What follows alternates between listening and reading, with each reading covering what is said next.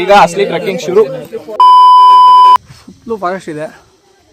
ಹತ್ತತ್ರ 38ರಿಂದ 40 degree Celsius ಇದೆ.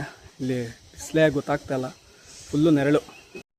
ನೋಡಿ ಯಾವ ಥರ ಇದೆ ಅಂದರೆ ದಾರಿ ಫುಲ್ಲು ಡಿಫಿಕಲ್ಟು. ಈ ಬಂಡೆಗಳಂತೂ ಸಕ್ಕದಾಗಿದೆ, ಮಾತ್ರ ನೆಕ್ಸ್ಟ್ ಲೆವೆಲ್ಲು.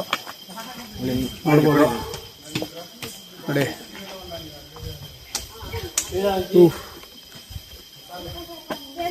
ನೋಡಿ ಟ್ರೆಕ್ಕಿಂಗ್ ಮಾಡುವಾಗ ಈ ಥರ ಪ್ಲೇಸಸ್, ಈ ದಾರಿಯಲ್ಲಿ ಟ್ರೆಕ್ಕಿಂಗ್ ಮಾಡಬೇಕಂದ್ರೆ ಏನೋ ಒಂಥರ ಸಂತೋಷ. ಡೀಪ್ ಫಾರೆಸ್ಟಲ್ಲಿ ಹೋಗೋದು, ಇದಕ್ಕಿನ್ನ ಪೀಸ್, ಖುಷಿ ಎಲ್ಲೂ ಸಿಗಲ್ಲ. ಈ ನೇಚರ್ನ ನೆಮ್ಮದಿ ನೋಡ್ಬೋದು, ಪೀಸ್, ನಿಶಬ್ದ.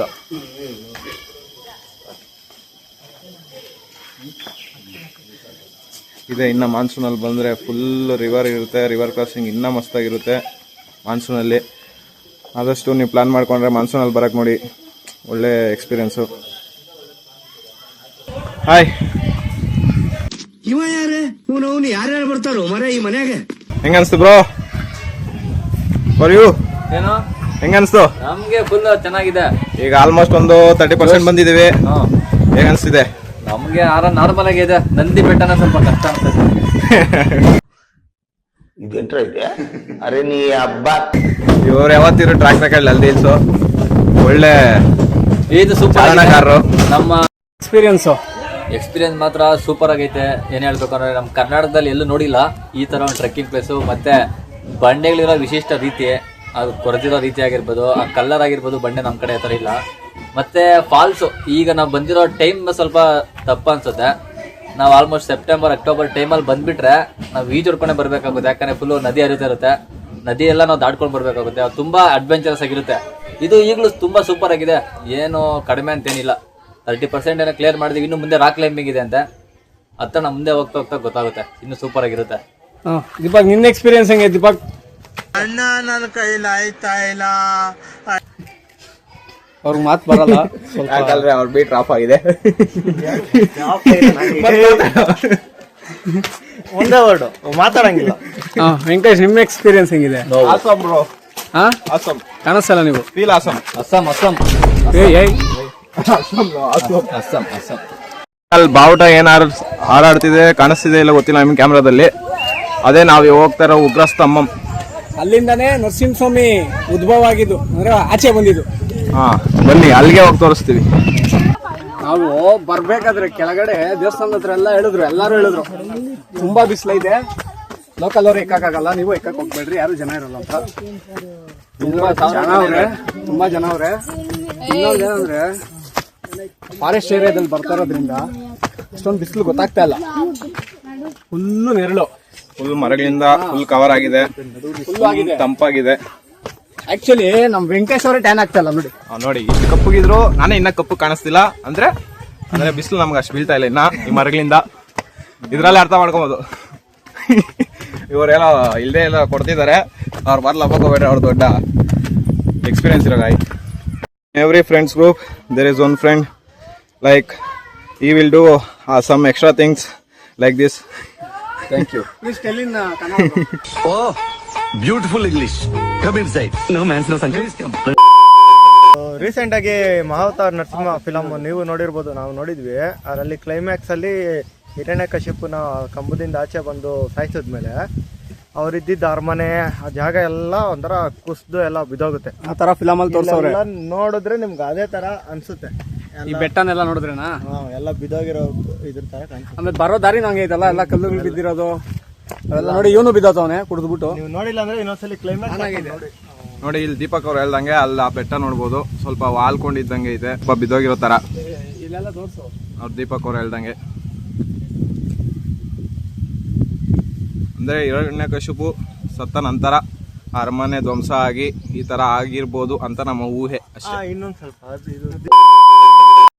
ನಾವು ಇವಾಗಿರೋದು ಅಹಾಬಿಲಂ, ಪೆದ್ದ ಅಹಾಬಿಲಂ ಅಲ್ಲಿ. ಇದಿರೋದು ಆಂಧ್ರ ಪ್ರದೇಶದ ನಂದ್ಯಾಲ ಡಿಸ್ಟಿಕ್ ನಲ್ಲಿ ಅಹಾಬಿಲಂ. ನೋಡಿ ನನ್ನ ಹಿಂದ್ಗಡೆ ಯಾವ ರೀತಿ ಇದೆ ಅಂದ್ರೆ ಫಾರೆಸ್ಟ್ ಏರಿಯಾ.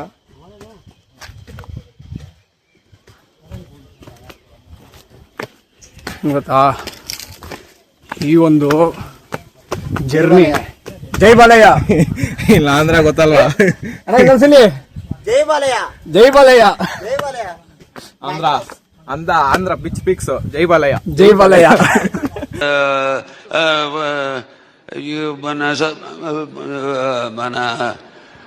ಋಣಶೇಷం ಒಂದೇ ಇಲ್ಲೆಲ್ಲ ಆಂಧ್ರದಲ್ಲಿ ಕೂಗೋದೆಲ್ಲ ಒಂದೇ ಸೌಂಡು ಜೈ ಬಾಲಯ್ಯ. ಅದ್ರ ಜೊತೆಗೆ ವ್ಯೂಸ್ ಕೂಡ ನೋಡ್ಕೊಬಿಡಿ ಯಾವ ರೀತಿ ಇದೆ ಅಂತ. ತೋರಿಸ್ತೀನಿ ಇರ್ರಿ ಬ್ಯಾಕ್ ಕ್ಯಾಮ್ರಾದಲ್ಲಿ. ಒಂದ್ಸಲಿ ನೀವು ನೋಡ್ಕೊಂಬಿಡಿ.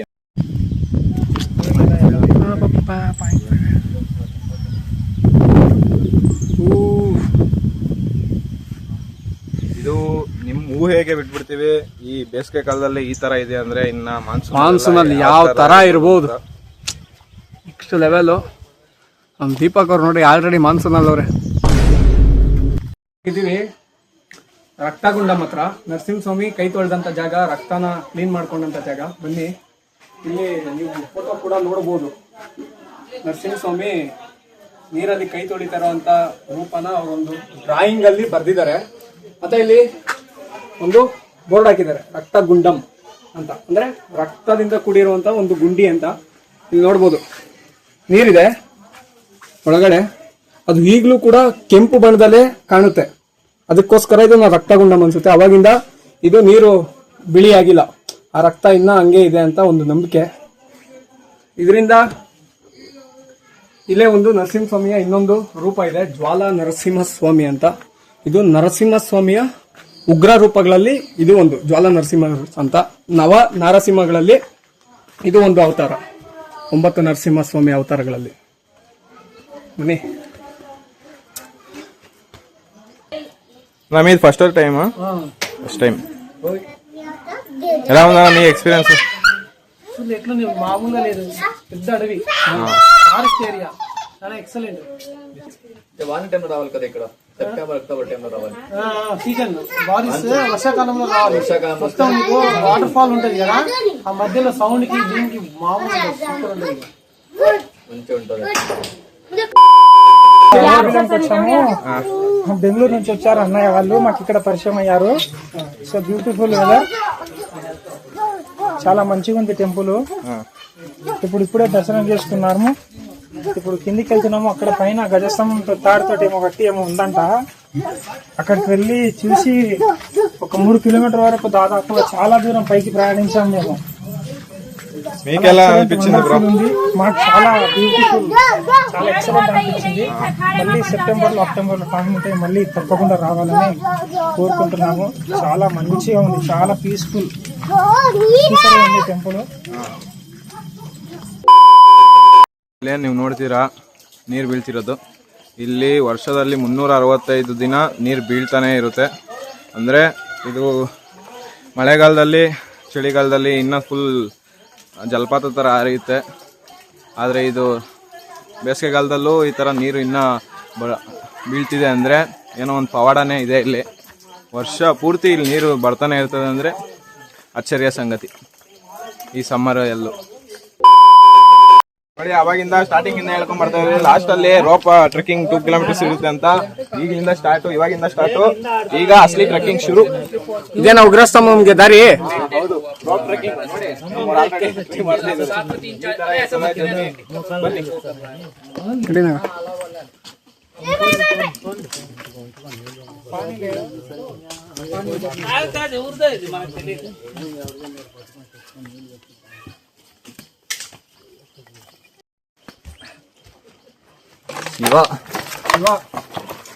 ಓಹೋ, ಫುಲ್ಲು ಈ ತರ ಇರುತ್ತೆ. ಇನ್ನ 2 ಕಿಲೋಮೀಟರ್ಸ್ ಇದೇ ತರ ಜರ್ನಿ ಇರುತ್ತೆ. ಫುಲ್ ಪೀಕ್ಗೆ ಹೋಗೋದು ಈ ರೋಪ್ ಮುಖಾಂತರ ಟ್ರೆಕ್ಕಿಂಗು.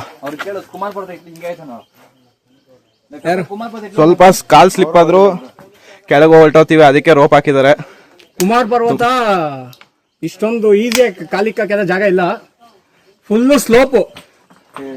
ಅಂದ್ರೆ ಕುಮಾರ್ ಪರ್ವತದಲ್ಲಿ ಈ ತರ ರೋಪ್ ಇಲ್ಲ, ಅದಕ್ಕೆ ಸ್ವಲ್ಪ ಡಿಫಿಕಲ್ಟ್ ಅನ್ಸ್ತದೆ. ಇಲ್ಲಿ ರೋಪ್ ನೀರು ಬರ್ತಾನೆ ಇರುತ್ತೆ. ಇನ್ನೊಂದ್ ಏನಂದ್ರೆ ಅಲ್ಲಿ ಬಿಡದೆ, ಸಮ್ಮರ್ ಅಲ್ಲಿ ಬಿಡಲ್ಲ. ಹೌದು, ಸಮ್ಮರ್ ಅಲ್ಲಿ ಎಕ್ಕಕ್ಕೆ ಆಗಲ್ಲ ಬಿಡ್ರಿ ಅಲ್ಲಿ. ನಡಿ ಇದು ಟ್ರೈ ಮಾಡೋಣ, ನಡೀರಿ. ಈ ಥರ ಫಸ್ಟ್ ಟೈಮ್ ಟ್ರೆಕ್ಕಿಂಗು ರೋಪ್ ಹಿಡ್ಕೊಂಡು ಟ್ರೆಕ್ಕಿಂಗ್ ಮಾಡ್ತಿರೋದು. ಎಲ್ಲ ಎಕ್ಸ್ಪೀರಿಯನ್ಸ್ ಮಾಡ್ತಿರ್ಬೇಕು ಲೈಫಲ್ಲಿ. ಅದು ಬರೀ ಕಾಲಲ್ಲಿ ಗುರು. ಬರೀ ಕಾಲಲ್ಲಿ ಈ ಕಲ್ಲುಗಳ ಮಧ್ಯೆ ಅಲ್ಲಿಗೆ ಹೋಗ್ತಾರ. ಫುಲ್ಲು ಸ್ಲೋಪ್ ಇದೆ. ರೋಪ್ ಇಲ್ಲ ಅಂದಿದ್ರೆ ನಮ್ಮ ಕತೆನೇ ಬೇರೆ. ಆದ್ರೂ ನಾವು ರೋಪ್ ಯೂಸ್ ಮಾಡ್ತಾ ಇಲ್ಲ ನೋಡಿ. ದೇವನಹಳ್ಳಿ ದೇವನಹಳ್ಳಿ ಸ್ಲಮ್ಮು ಅವೆಲ್ಲ ಅಷ್ಟು ಎಕ್ಸ್ಪೀರಿಯನ್ಸ್ಡು ಟ್ರೆಕ್ಕಿಂಗಲ್ಲಿ. ಟ್ರೆಕ್ಕಿಂಗಲ್ಲಿ ಇಷ್ಟು ಎಕ್ಸ್ಪೀರಿಯನ್ಸ್ ಇದ್ರೆ ಈ ಥರ ಎಲ್ಲ ಸುಲಭವಾಗಿ ಎಕ್ಕೋಕ್ಕಾಗೋದು. ನಾರ್ಮಲ್ ಆಗಿ ಫಸ್ಟ್ ಟೈಮ್ ಸೆಕೆಂಡ್ ಟೈಮ್ ಅಂದರೆ ಆಗಲ್ಲ ನೋಡಿ. ಇಲ್ಲೇನು ಅಲ್ಲಿ ಕೆಳಗೆ ಏನು ಕಾಣಿಸ್ತಿದೆ ಅಲ್ಲಿಂದ ಫುಲ್ ಸ್ಲೋಪ್ ಮೇಲಕ್ಕೆ ಒಂದೇ ಸ್ಲೋಪ್ ಇದೆ. ಉಗ್ರಸ್ತಂಭಂಗೆ ಹೋಗ್ಬೇಕಂದ್ರೆ ಇದೇ ಥರ ಸ್ಲೋಪ್, ಒಂದೇ ಸ್ಲೋಪು. ಇಲ್ಲಿ ಮೇಲೆ ಕಾಣಿಸ್ತಿರೋದೆ ಉಗ್ರಸ್ತಂಭಂ. ಇದು ಅಸ್ಲಿ ಟ್ರೆಕ್ಕಿಂಗ್, ಫುಲ್ ಸ್ಲೋಪ್. ಆಹಾ, ಏನು ಎಕ್ಸ್ಪೀರಿಯನ್ಸ್ ಇದು. ಒನ್ಸ್ ನೀವು ಈ ಥರ ಟ್ರೆಕ್ಕಿಂಗ್ ಮಾಡಿ ಅಹೋಬಿಲಮ್ಗೆ ವಿಸಿಟ್ ಮಾಡಿ, ಒಳ್ಳೆ ಎಕ್ಸ್ಪೀರಿಯನ್ಸ್ ಎಂಜಾಯ್ ಮಾಡ್ಬೋದು. ಈ ಟ್ರೆಕ್ಕಿಂಗ್ ಬರಕ್ ಆಗ್ದಿದ್ದವರು, ಜಾಸ್ತಿ ಓಡಾಡಕ್ ಆಗ್ದಿದ್ದವರೆಲ್ಲ ಒಂದು ಎಕ್ಸ್ಕ್ಯೂಸ್ ಕೊಡ್ತಾರೆ. ಏನ್ ಗೊತ್ತಾ, ಏಜ್ ಆಗೋಯ್ತು, ವಯಸ್ಸಾಗೋಯ್ತು, ಎಲ್ಲೂ ಹೋಗಕ್ಕಾಗಲ್ಲ ಅಂತ. ಆ ಏಜ್ ಅನ್ನೋದೊಂದು ನಂಬರ್ ಅಷ್ಟೇ. ನಮ್ಗಿವೆಲ್ಲ ಯಾವಾಗ ಗೊತ್ತಾಗುತ್ತೆ ಅಂದ್ರೆ, ಈ ದೇವಸ್ಥಾನಗಳಿರುತ್ತಲ್ಲ ತುಂಬಾ, ಈ ಬೆಟ್ಟಗಳ ಮೇಲೆ, ಈ ನೋಡಿ ಎಕ್ಸಾಂಪಲ್ ಕೇದಾರ್ನಾಥ್ ಆಗಿರ್ಲಿ, ಅಹೋಬಿಲಮ್ ಆಗಿರ್ಲಿ, ರೀಸೆಂಟ್ ಆಗಿ ಹೋಗಿದ್ ನಾಗಮಲೆ ಆಗಿರ್ಲಿ, ಎಲ್ಲ ದೇವಸ್ಥಾನಗಳು ಬೆಟ್ಟದ ಮೇಲೆ ಇರೋವಂಥದ್ದು. ನೀವು ಅಲ್ಲೆಲ್ಲ ದೇವ್ರನ್ನ ನೋಡ್ಬೇಕು ಅಂದ್ರೆ ಒಂದು 6 ರಿಂದ 7 ಕಿಲೋಮೀಟರ್ ಕಾಡಿನ ದಾರಿಯಲ್ಲಿ, ಅಂದ್ರೆ ತುಂಬಾ ಕಷ್ಟ ಇರುವಂತ ದಾರಿಯಲ್ಲಿ ನಡ್ಕೊಂಡು ಹೋಗ್ಬೇಕಾಗುತ್ತೆ. ಅಲ್ಲೆಲ್ಲ ಹತ್ತುತ್ತಾರೆ ಈ ವಯಸ್ಸಾಗಿರೋರು, ಒಂದು 70-80 ವರ್ಷ ಆಗಿರೋರೆಲ್ಲ ಹತ್ತುತ್ತಾರೆ, ತುಂಬಾ ಹಳೆಬ್ರು. ಮತ್ತೆ ಈ 30 ವರ್ಷ ಅಂದ್ರೆ ತೀರಾ ಈ ಚಿಕ್ಕ ವಯಸ್ಸವ್ರು ತೀರಾ ಕಡಿಮೆ ಇರ್ತಾರೆ ಅಲ್ಲೆಲ್ಲ, ನೀವು ನೋಡಿರ್ತೀರಾ.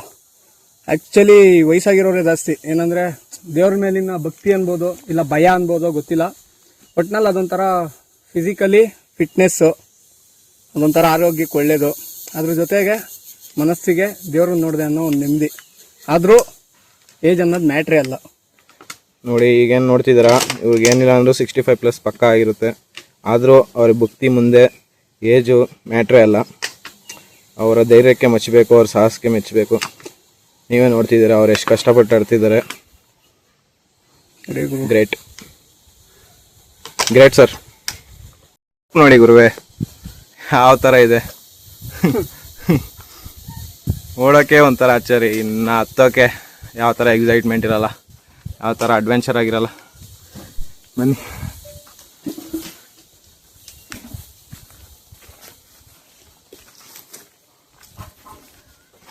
ಒಂದು ಕಾಲು ಸ್ವಲ್ಪ ಜಾರಿದ್ರು.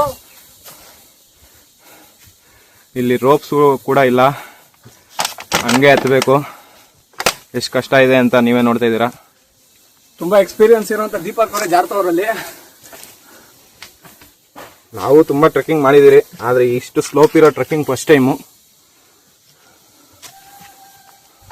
ಒಂದು ತಪ್ಪೆಜ್ಜೆ ಕೂಡ ನಮ್ಮ ಜೀವನದ ಕೊನೆ ಆಗ್ಬೋದು.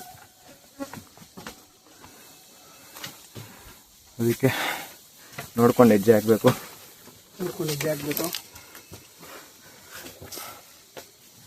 ಏನಿದೆ ಗುರು, ನಾನು ವಿಡಿಯೋ ಮಾಡ್ಕೊಂಡು ಹತ್ತಿದ್ದೀನಿ. ವೆಂಕಟೇಶ್ ಅವ್ರ ಸಾಧನೆಗೆ ಕೊಡ್ಲೇಬೇಕು. ಅದು ದೀಪಕ್ ಅವ್ರ ಏನೇನು ನಡೀತವ್ರು ಅವರು. ಕೊನೆಗೂ ರೋಪ್ ಸಿಕ್ತು. ದೀಪಕ್ ನಡೀರಿ ಅಂದ್ರೆ ದೀಪಕ್ ಬಿದ್ದಿದ್ದೀರಿ.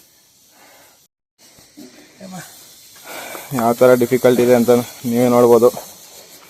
ಪಾಪ ಆ ತಾತ ಇನ್ನು ಎಂತ ಫೇಸ್ ಮಾಡಬೇಕೋ ಗೊತ್ತಿಲ್ಲ, ಹೇಗೆ ಎತ್ತಾರೋ ಗೊತ್ತಿಲ್ಲ.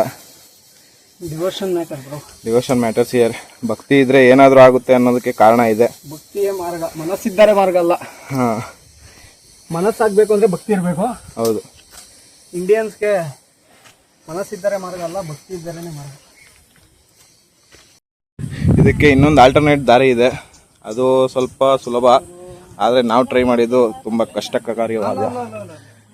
ಕಷ್ಟಕರವಾದ ದಾರಿ. ನಮ್ಗೆ ಅಂಥದ್ದೇ ಚಾಲೆಂಜಿಂಗ್ ಆಗಿರ್ಬೇಕೇನೇ ಆದರೂ, ಅವಾಗೆ ಸ್ವಲ್ಪ ಎಕ್ಸೈಟ್ ಆಗಿರುತ್ತೆ. ಮೆಮೊರಿ ಕೂಡ ಅಷ್ಟೇ ಚೆನ್ನಾಗಿರುತ್ತೆ. ಇವ್ರು ನೋಡಿ, ಇಲ್ಲಿ ಭಕ್ತಿಗೆ ಇದೇ ಉದಾಹರಣೆ. ಆಯನ ಎಲ್ಲ ಉನ್ನಾರ బాగున్నాం. ఎలా ఉంది ఎక్స్పీరియన్స్? బాగుందా? బాగుంది. దేవుని ಸ್ವಲ್ಪ నిరామ ఓపిక మీద పోవాలి, ఓపిక మీద రావాలా. అవునన్నా, అంతా బాగదా? అంతా చూపిడు అక్కడ అంతా. ఓకే ఓకే అన్న.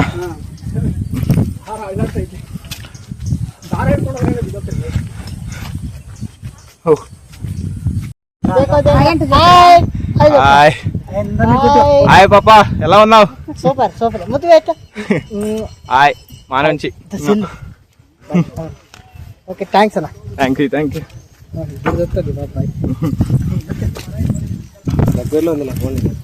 థ్యాంక్ అన్న, థ్యాంక్స్ యూ.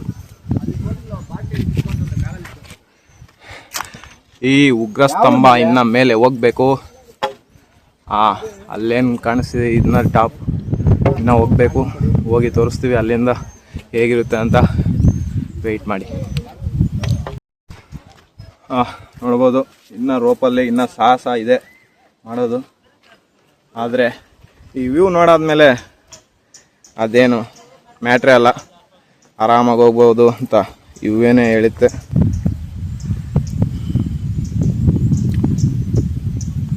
ವೀಕ್ಷಕರೇ, ಆದಷ್ಟು ನೀವು ಒಮ್ಮೆ ಬರೋಕ್ಕೆ ಟ್ರೈ ಮಾಡಿ. ಚೆನ್ನಾಗಿದೆ, ಫುಲ್ ಅಡ್ವೆಂಚರ್ ಆಗಿ ಒಳ್ಳೆ ಎಕ್ಸ್ಪೀರಿಯೆನ್ಸು, ಒಳ್ಳೆ ಟ್ರೆಕ್ಕಿಂಗ್ ಎಕ್ಸ್ಪೀರಿಯೆನ್ಸ್ ಅಂತಲೇ ಹೇಳ್ಬೋದು. ಮಸ್ತಿದೆ.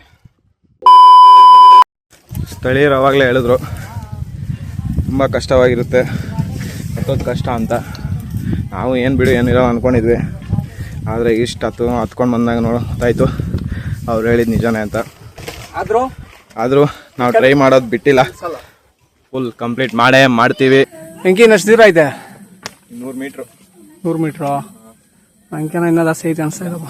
ಇದು ಎಕ್ಕಿದ್ರೆ ಅಷ್ಟೇ. ಇಲ್ಲಿ ಯಾವುದೋ ಉತ್ತ ಐತೆ.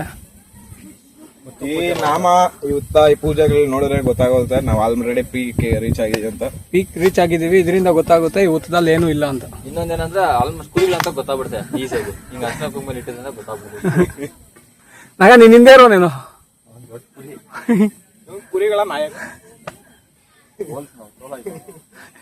ಕುರಿಗಳ ಗುಂಪು ಓಲ್ಫೆ, ಆದ್ರೆ ಕುರಿಗಳ ನಾಯಕ. ಕುರಿಗಳ ಗುಂಪಿನಲ್ಲಿ ಸೌಲತ್ ಅಂತಿರ್ಬೇಕು, ಅದೇ ಕುರಿಗಳ ನಾಯಕ. ದೀಪಕ್ ನೀನೇನು? ನೀನ್ ದೊಡ್ಡ ಕುರಿ, ನೀನ್ ಶಫರ್ಡ್. ಕುರಿ ಮೈಸವನು.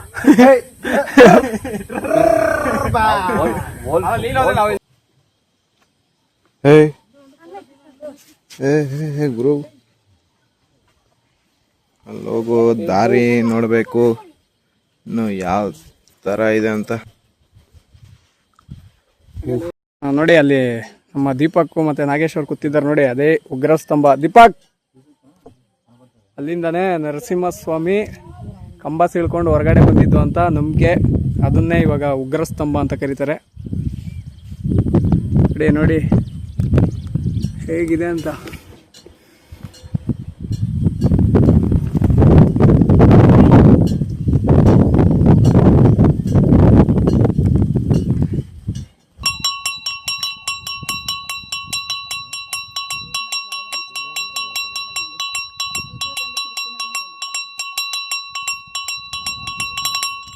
ಕೂತಿದ್ದೀವಿ, ಎಷ್ಟು ಗಾಳಿ ಬೀಸ್ತಿದೆ. ಇಲ್ಲಿ ಹೆಂಗೆ ಕೆಳಗೆ ನೋಡಿದೆ ಪ್ರಪಾತ.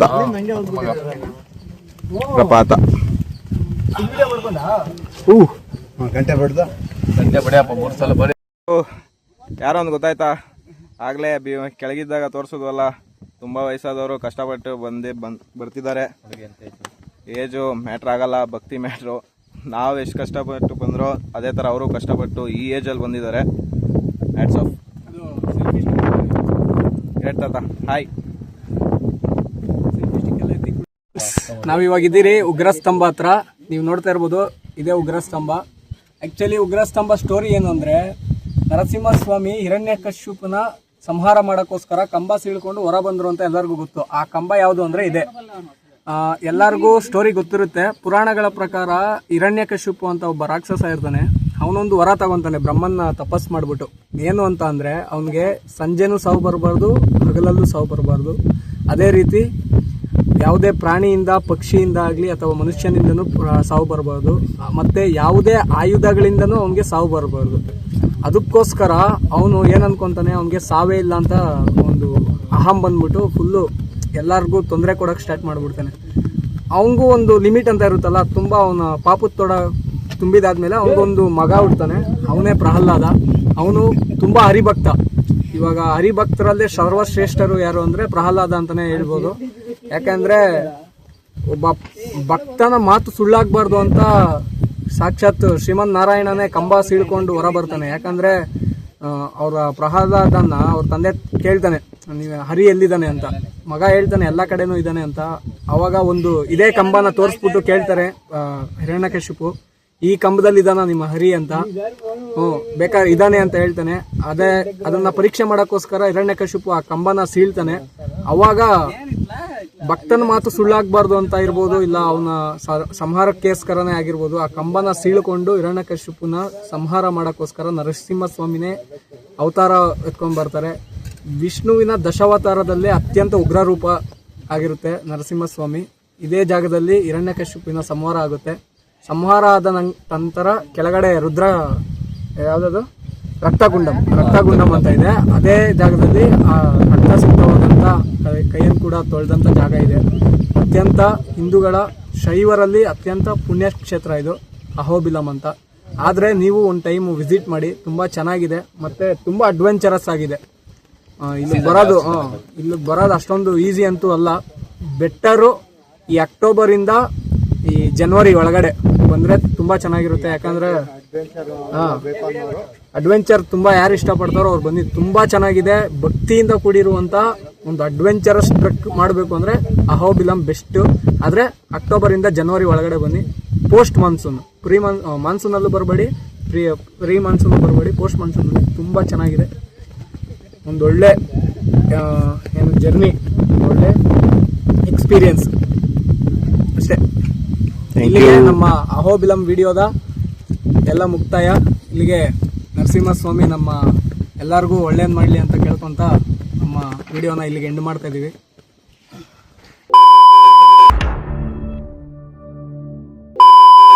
ನಾವಿವಾಗ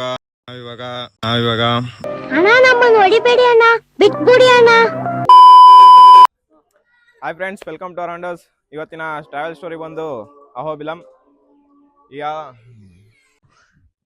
ಇದೇಂಟ್ರ ಇದೆ? ಅರೆ ನೀ ಹಬ್ಬ. Hi, hello. 6 hours later. ಈ ಅಹೋಬಿಲಂ ಏನಿದೆ ಅದು ಒಂದು ಆಂಧ್ರ ಪ್ರದೇಶದ ನಂದ್ಯಾಲ ಡಿಸ್ಟಿಕಲ್ಲಿದೆ. ಕಟ್ ಮಾಡಿ. ಈ ಅಹೋಬಿಲಂ ಏನಿದೆ ಇದು ಆಂಧ್ರ ಪ್ರದೇಶದ ಶಾಂತ ರೀತಿಯಿಂದ 2000 years later.